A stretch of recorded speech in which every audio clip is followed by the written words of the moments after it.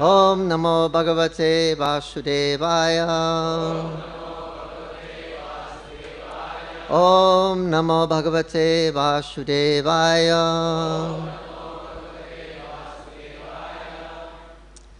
Rama Ramikaladhara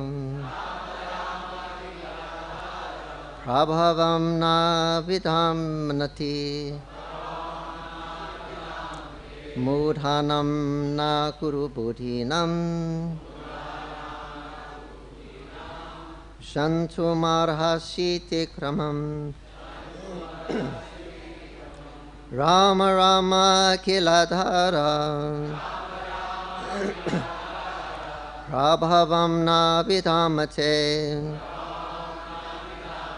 Mudhanam na kubuddhinam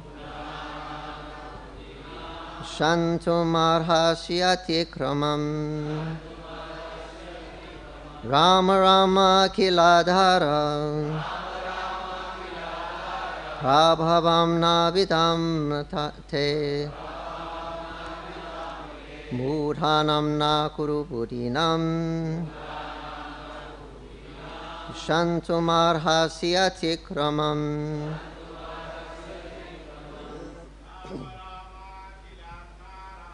Rama Rama Kiladhara Prabhavam Navidamate Mudhanam Nakula Shantumarhasyati kramam Rama Rama Kiladhara Prabhavam Navidamate Mudhanam Nakula buddhinam Sati kramam Rama Rama Kiladhara Prabhavam Navidamate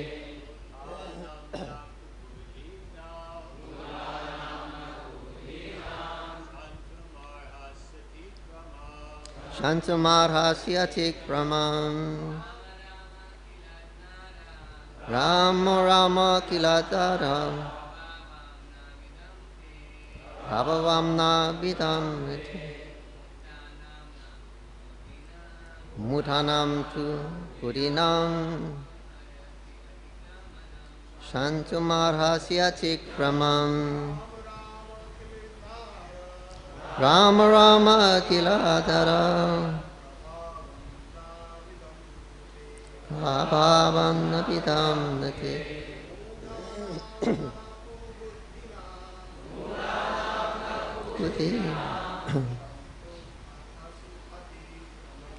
Shantimarhasyati kramam. Mataji's.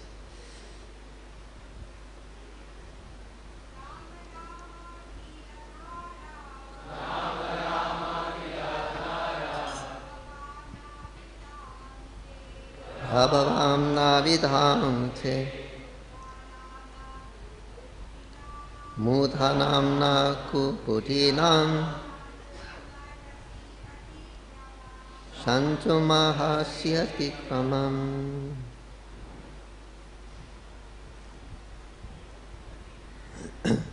Translations and purport by His Divine Grace the Boy Charanaravinda Bhaktivedanta Swami Prabhupada ki jai.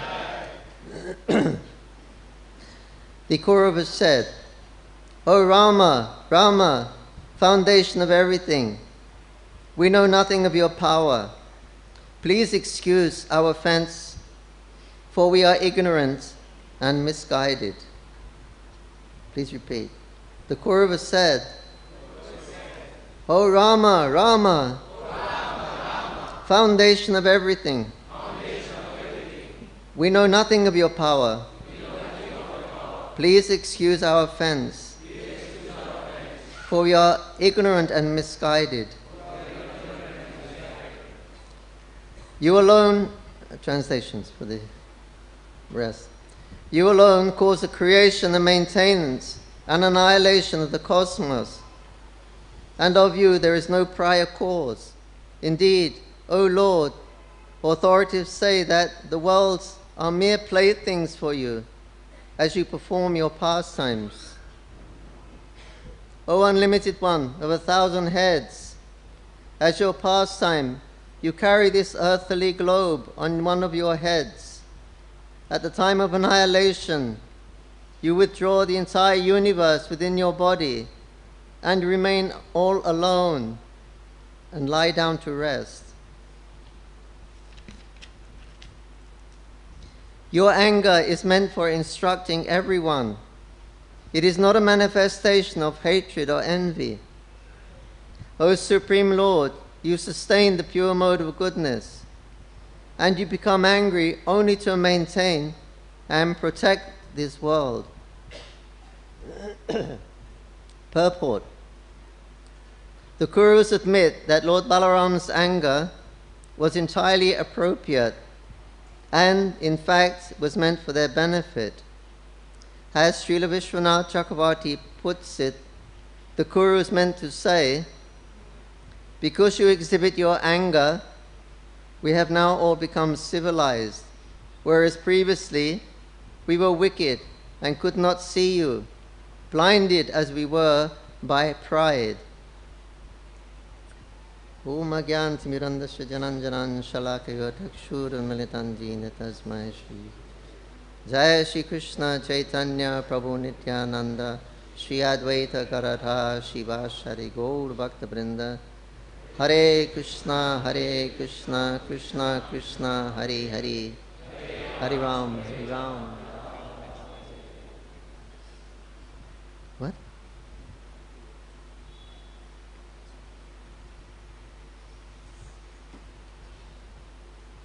I read up to 48. Yeah. No, up to 47 I read. 48. Okay, 48. We bow down to you, O soul of all beings, O wielder of all potencies, O tireless maker of the universe. Offering you obeisances, we take shelter of you. Purport. The Kauravas clearly realized that their lives and destinies were in the hands of the Lord.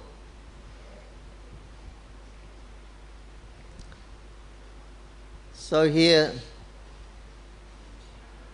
Lord Balaram, although he's becoming angry, it's been pointed out, but that anger is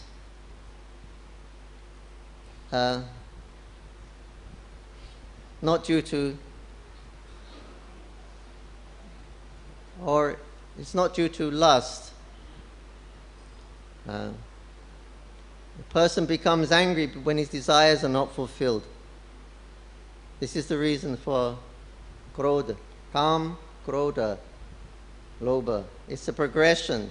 You become lusty, you want something, you have some desire.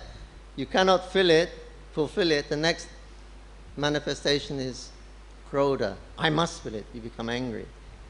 So if you find yourself becoming angry, you should understand it's because you have some lusty desire, you want something, and you're not fulfilling it.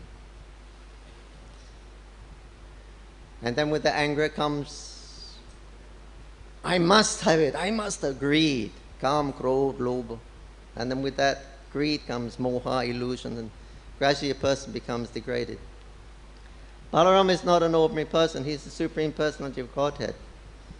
So his anger is not like ordinary person's anger. He became angry with the Kurus. They didn't follow his instructions. Why you disobeyed me? You should have followed my advice. So he became angry.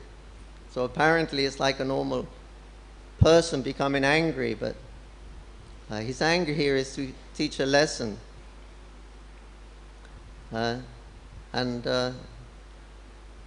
Luckily the Kurus come to their senses, and the first thing they say is that we are ignorant, please excuse us, we didn't know, we forgot everything of your supremacy, of your position. So you please kindly forgive us. So then they begin to offer him nice prayers to pacify him.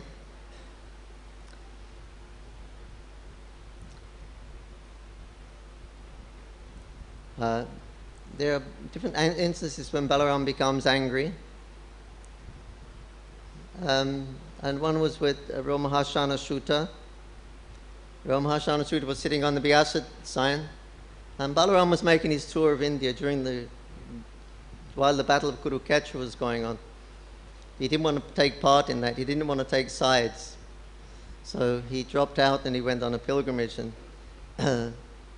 then he came to where the sages were having a sacrifice, and Ramahashana Shuta was appointed to be the speaker by the Brahmanas.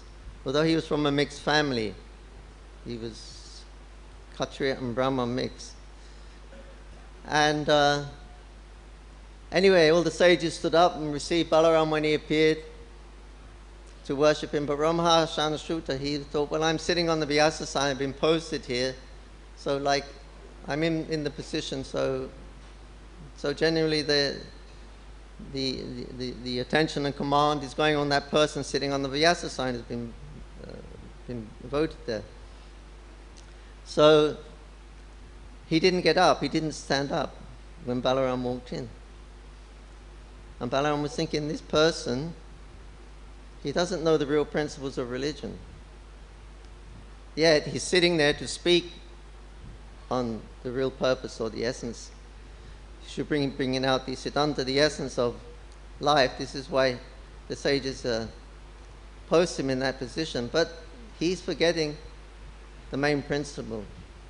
The sitting on the Vyasa sign, being blessed by all the Brahmanas, that's okay, that's very, very official. So he's doing everything officially, all right. But when the Supreme Personality of Godhead walked in, he forgot the essence. Sarvadanam parityaja mamikam saranam braja. Aham tam sarva papibo moksha ishmi masu. So he didn't recognize that the Supreme Personality of Godhead is beyond all of the rules and regulations. In fact, he's the purpose of all the rules and regulations are to understand the Supreme Personality of Godhead. And that very same Supreme Personality of God appeared before him as Lord Balaram, but he failed to see, he failed to recognize. So Lord Balaram was angry, and then he started to consider this person's mixed, he's a mixed caste, he wasn't a pure Brahmana. I can't remember which way around it was. His father was a Brahmana and his mother was a Kshatriya, or his father was a Kshatriya, his mother was a... Anyway, it's a Pratiloma, a mixed. So Balaram, he picked up on that. He considered his actual low birth or some it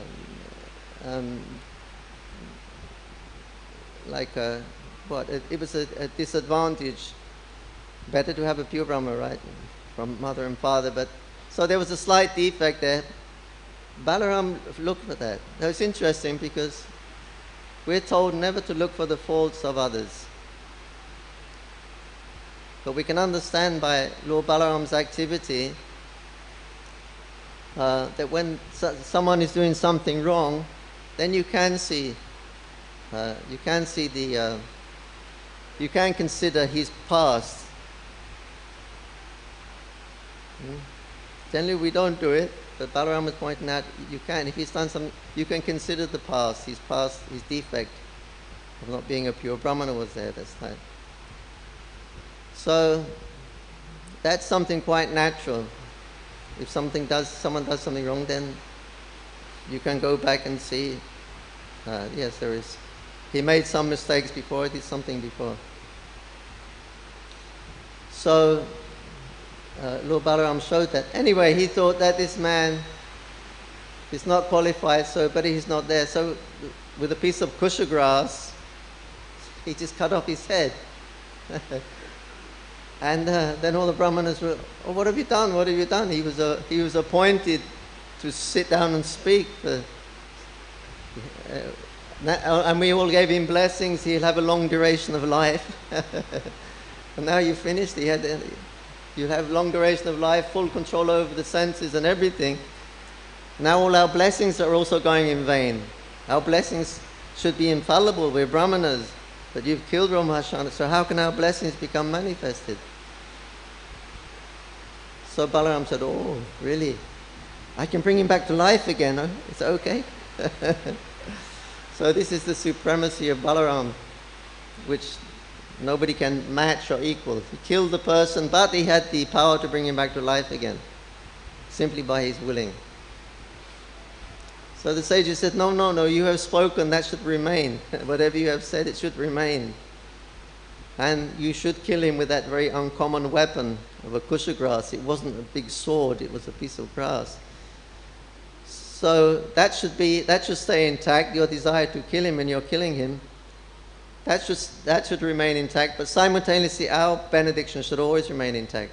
Should also remain intact. So you have to work it out, Balaram.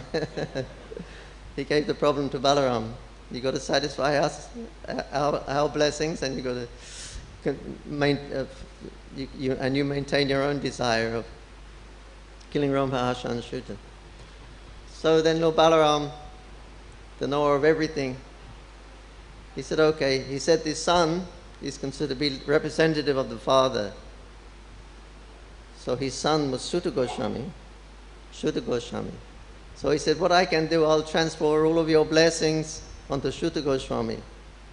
He'll have full power on senses for the entire duration of this Jagana, and he will have very long life. So I'll transfer all those blessings that you gave to his father onto the son, and then the son can take the position and he can speak to you.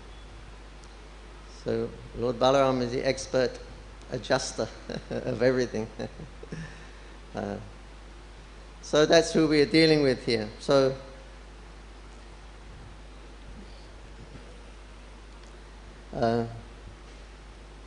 this is what the Kauravas were realizing, that their lives and destinies were in the hands of the Lord. They were on death's doorstep. Balaram, he went to make negotiations because Samba had kidnapped Lakshmana. Was it Lakshmana, the daughter of Duryodhana? So he kidnapped him. So they were very angry. He kidnapped to marry this girl. So the family was very angry. So they they captured Samba after a good fight. And anyway, Krishna and his party went there to make some negotiation to settle it, or we'll have a fight.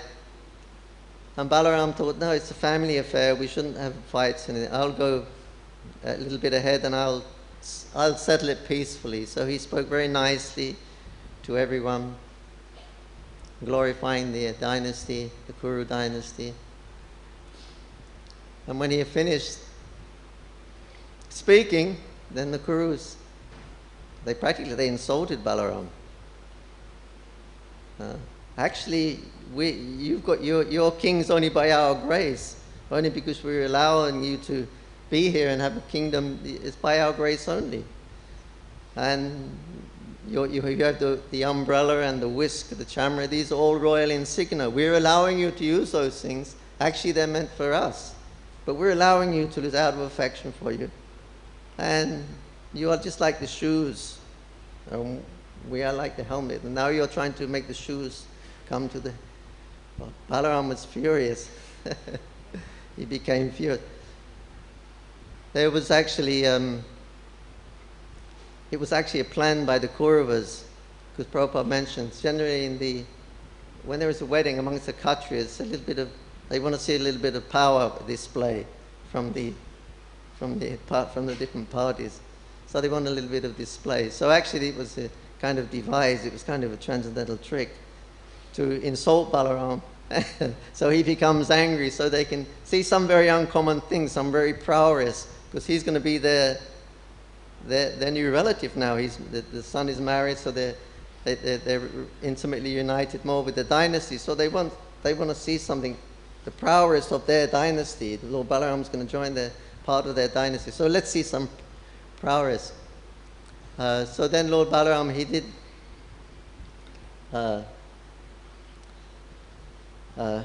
said, okay, this is how you're feeling. His eyes were red with anger. He was shaking in rage.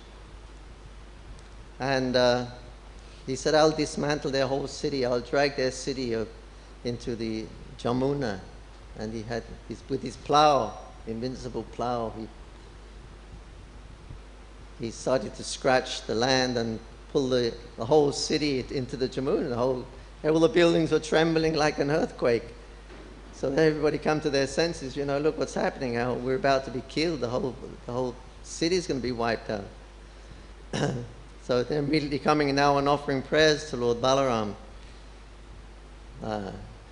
Rama, Rama. So power, power, he's very powerful. Look, this is a very uncommon pastime of yours, that you can drag the city into the river, in the river Jamuna. It's very, very uncommon. But okay, you proved it, we accept. Please stop before everything collapses and we're all killed. So we see here is the origin of everything is Krishna. So even anger, which Krishna says is a bad quality, we shouldn't have it, but where does it come from? It comes from the spiritual realm. Aham savasya Prabhu, everything is coming from me. So anger is there also in the spiritual realm. Otherwise it wouldn't be here.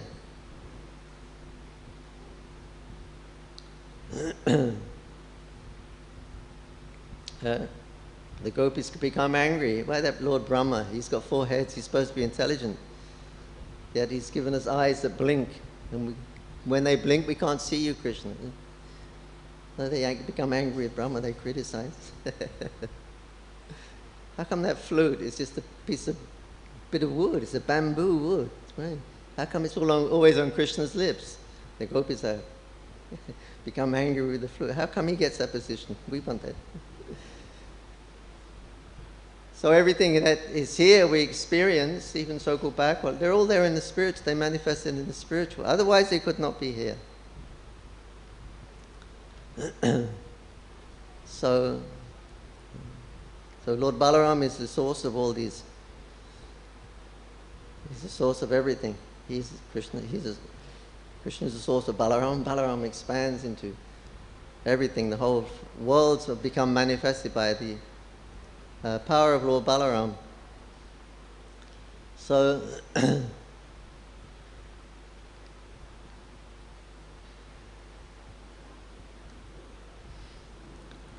there was another instance when Prabhupada became angry also. It was in Delhi. They had a big panel program there. And Prabhupada was speaking on you know, how the devotees, they understand Krishna, they'll always stay with Krishna. But non-devotees, they can't really appreciate Krishna.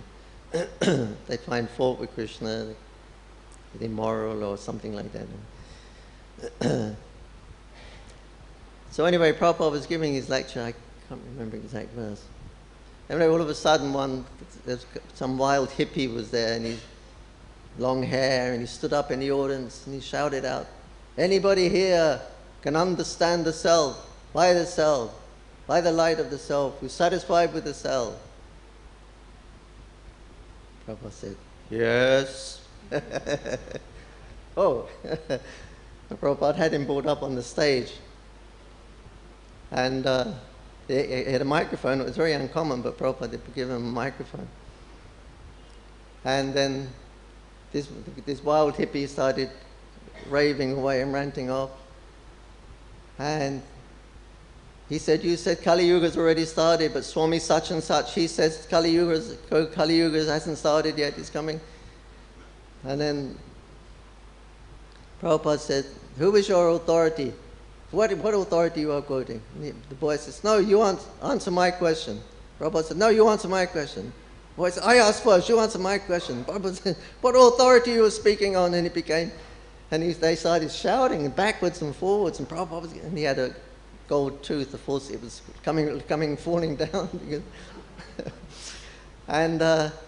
And everyone was alarmed in the audience. Thousands of people there. It was a big program. They both had microphones and they were both shouting at each other. And everyone was kind of, disturbed. And Malati Mataji and was sitting with all the ladies. And then the lady next to her said, Swamiji, he should not become angry.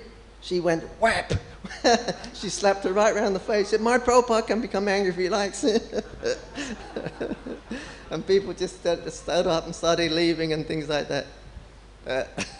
For some time after, okay, it got quiet again. But the conclusion was, I think Giriraj Maharaj was telling that, it was exactly the scene of the purport and what Prabhupada was speaking about those, you know, who are faithful to Krishna, they will always be with him. Those who are not sure, so it's like that. He said all those people who are unsure, not really devotees, they all kind of left, thought the Swamiji was wrong because he got angry.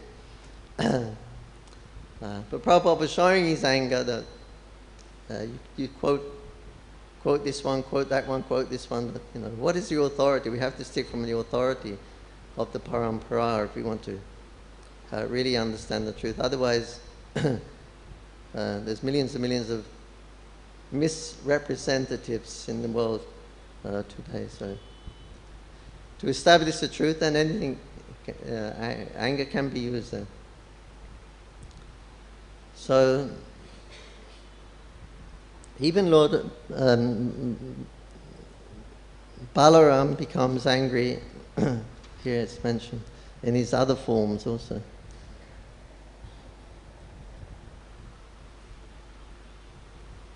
Yeah, you alone cause the creation, maintenance, annihilation of the cosmos, and for you there is no prior cause. Indeed, authorities say that the worlds are merely a plaything for you as you perform your pastime. O unlimited one of 1,000 heads, as your pastime you carry this earthly globe on one of your heads. At the time of annihilation, you withdraw the entire universe within your body and remain alone. You lie down to rest. So here is considered another pastime of the Lord. Balaram, he becomes Anantashesh and expands with his millions of hoods, and the whole universe are held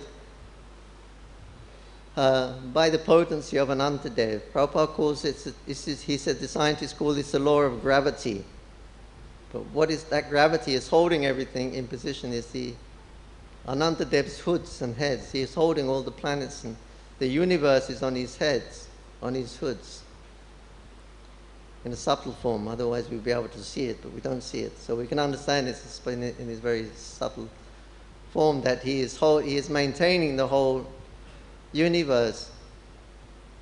So he's doing this so the universe can be manifested, and he's playing his role of maintaining.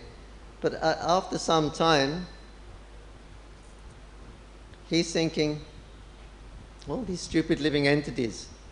You know, the Lord went to such a great extent to create all of the worlds,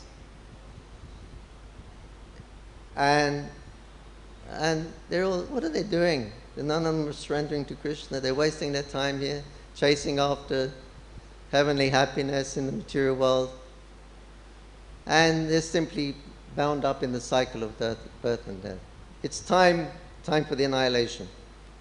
So there are different causes why this is one of the causes. Balaram becomes angry as Anantadev, Anantashesh. He becomes angry at those stupid living entities. They got another chance. Mahavishnu breathed out, all the living entities came out, the whole universe, the whole creation started. Prabhupada said it's like rolling a carpet out. The whole creation is simultaneously, it's spread. So he went to so much trouble, and the living entities, they're still not taken to Krishna consciousness, but they're still trying to create some kind of happiness in this material world. So Balaram becomes angry, and Anantashesh becomes angry, and then fire comes from his mouth, from the bottom of the universe, and slowly he burns the whole universe. Unlimited fire, because you have to exhibit anger to do something like this. Anger has to be there, so he's being used now. He's angry with the living entities. Like Arjuna had to be angry. Prabhupada said, if you're not angry on the battlefield, how you can fight? So he was incited. Be angry, Arjuna, ultimately. So, yeah, so this is the glories of the Lord that we are dealing with. He lays down as his pastime. What is his pastime? He's in Yoga Nidra. Lord Mahavishnu, he's lying on the ocean, causal ocean. Yoga Nidra. So, mystic sleep. And he's having a dream, amorous dream. Because God's business is pleasure. So even dreaming, he has nice amorous dreams. And he sees the goddess of fortune, Lakshmi, Roma Devi. He casts his glance. This is his pastime in his sleep. And then Roma Devi, she carries that glance. It becomes dislocated from Vishnu. But she carries the glance towards the material creation. She carries the function of the glance.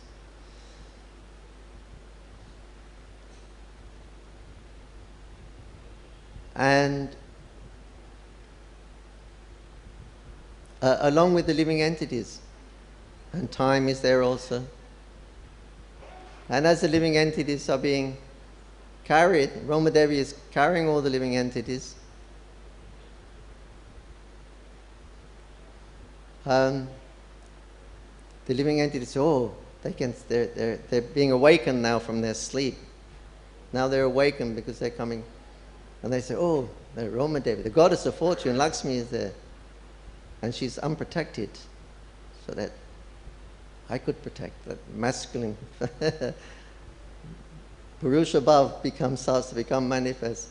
I could protect her. I could be her protector. She's all alone. So then she transforms into Mahamaya and enters the Mahatattva. The glance enters and becomes Shambhu. It's a reflection.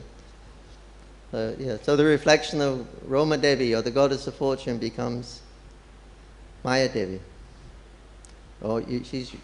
Yoga Maya reflects as Mahamaya. There's not two potencies, it's only one potency of the Lord. But they're acting differently. One is the Yoga Maya and one is Mahamaya. One is dealing with the spiritual realm and one is her reflection deals with the material world. But it's not two personalities. These Chaiva Durga, the shadow of Durga, it says in the Brahma Samhita. But the original Durga is in the spiritual world. And her reflection, the Durga, is the shadow of the real Durga. So it's just one potency, it's not two potencies. So she reflects into the material world as Mahamaya Durga Devi, and the glance reflects into the material world as Shambhu. And then the combination of Shambhu and Devi, then the whole creation can take place. So this is all being done, practically the Lord's asleep, and such fantastic arrangement is being made. Just by his part, and he's sleeping. He's not even. We got to work so hard to maintain a little business. He's half asleep. He's having a nice dream, and all this creation and annihilation goes on. For us, it's an eternity. It's all just a little pastime of the Lord. So he's doing it in his resting time. We have to create something in our working time. He's creating in his resting time.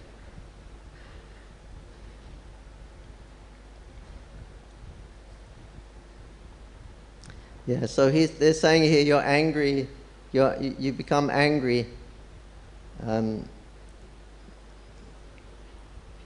You become angry only to maintain and protect the world.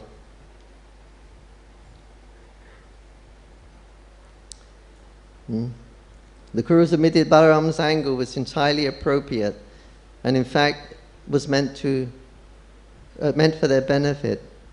As Srila Vishnu Chakrabarti Thakur points out, the Gurus are saying, because you exhibit your anger, we have now become civilized, whereas previously we were wicked and could not see you, being blinded as we were by pride. So here Balaram is removing all the pride by exhibiting anger, and he's using the word civilized, making them uncivilized.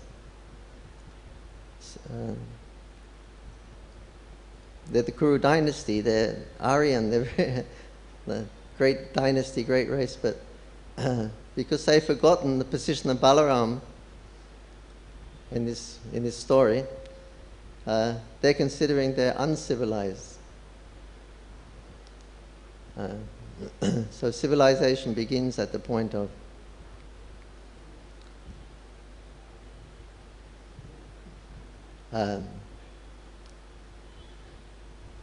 Varnashram, and the purpose of Varnashram is to understand Vishnu, is to understand Krishna. So civilization begins at the point of Varnashram,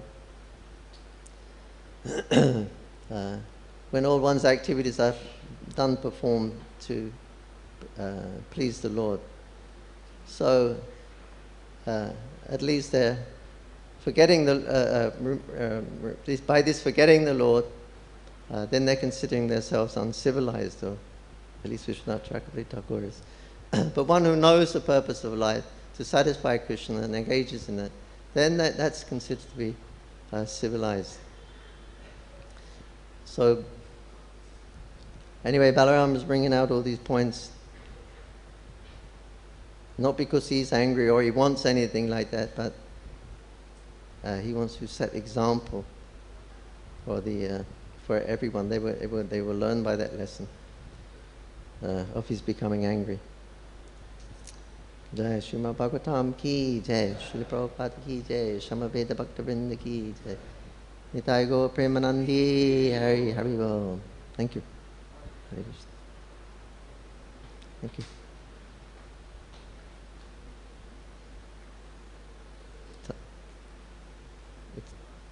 Time to finish? Question? Already it's 9:15.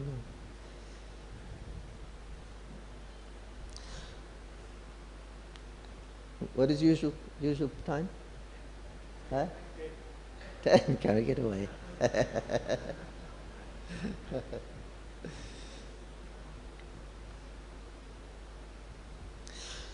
Okay. Srila Prabhupada ki jai. Thank you. Hare Krishna.